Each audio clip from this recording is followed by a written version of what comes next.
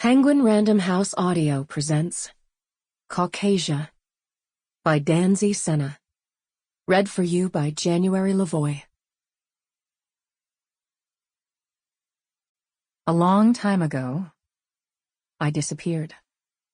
One day I was here, the next I was gone. It happened as quickly as all that. One day I was playing schoolgirl games with my sister and our friends in a Roxbury playground. The next, I was a nobody. Just a body without a name or a history, sitting beside my mother in the front seat of our car, moving forward on the highway, not stopping. And when I stopped being nobody, I would become white. White as my skin, hair, bones allowed. My body would fill in the blanks, tell me who I should become, and I would let it speak for me. This was back when Boston still came in black and white, yellowing around the edges. You could just make out the beginnings of color. Red-eyed teenagers with afros like halos around their faces, whispering something about power and au fait to one another as they shuffled to catch the bus. A man's mocha hand on a woman's pale knee. I disappeared into America, the easiest place to get lost. Dropped off, without a name, without a record, with only the body I traveled in, and a memory of something lost. This is what I remember. Negritude for Beginners. Face. Before I ever saw myself, I saw my sister. When I was still too small for mirrors, I saw her as the reflection that proved my own existence. Back then I was content to see only Cole, 3 years older than me, and imagine that her face, cinnamon-skinned, curly-haired, serious, was my own.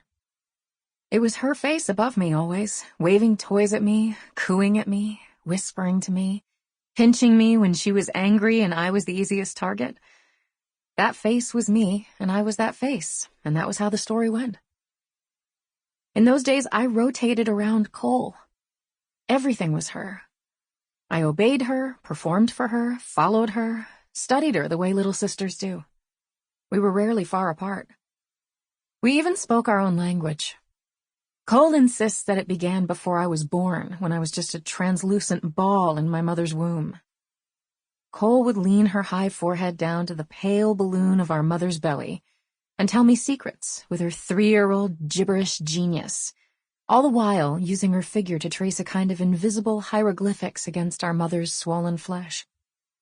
Cole believed I must be lonely in there, frightened of the dark, and that her voice and scribblings would soothe me. Later, we perfected the language in our attic bedroom in the brownstone on Columbus Avenue. Up there, amid the dust and stuffed animals, Cole whispered stories, one-liners, riddles to me to help me fall asleep. It was a complicated language, impossible for outsiders to pick up. No verb tenses, no pronouns, just words, floating outside time and space without owner or direction. Attempting to understand our chatter, my mother said, was like trying to eavesdrop on someone's sleep-talking, when the words are still untranslated from their dream state. Achingly familiar, but just beyond one's grasp. My father described the language as high-speed patois. Cole and I just called it LMNO, after our favorite letters in the alphabet.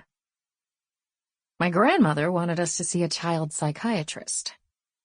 She said it was my mother's fault for teaching us at home in isolation, around the dyslexic kids who were my mother's specialty. My grandmother said we must have spent too much time around those backwards children, and that was why we spoke in tongues. My father also blamed my mother for raising us in that kind of chaos. He said we were suffering from a profound indifference to the world around us. My mother said they were both full of shit, and left Cole and me alone in the little world we had created.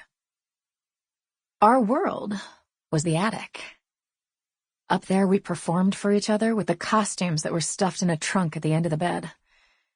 The attic had a crooked and creaking floor, a slanted roof so low that grown-ups had to hunch over when they came up there to visit, and a Sample complete.